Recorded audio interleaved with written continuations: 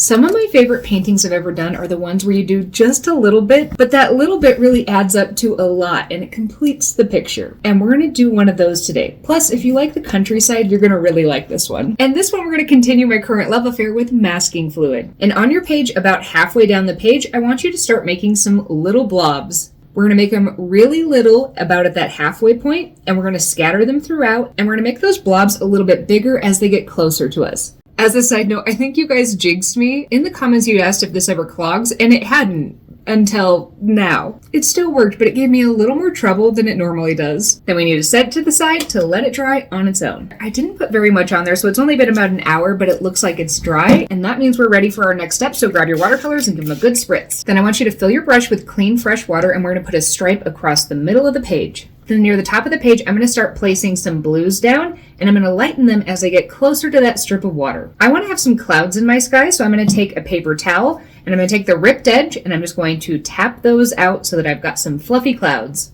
And then on the bottom of that strip of water we initially placed down, I'm going to start to put some different green colors. And I want to keep lots of variation in this green, and as I get closer to the bottom of the page, my colors are going to get a little more yellow and a little more vibrant. And then again, I need to set it to the side to just let it dry on its own. I actually painted something else while I was waiting for this to dry, but now that this is dry, we can go ahead and add in some final details to the painting part of this. I want this greenery to kind of look like rolling hills with maybe a few little bushes. So I'm just going to kind of scribble my brush along some of the hills that I read into the scene there. And if your border between the foreground and the sky is a little bit fuzzy, you can add in a line of trees or bushes to kind of help create that separation. It's a bit later and it's finally dry, so I can remove the masking fluid. I like to use a soft cloth.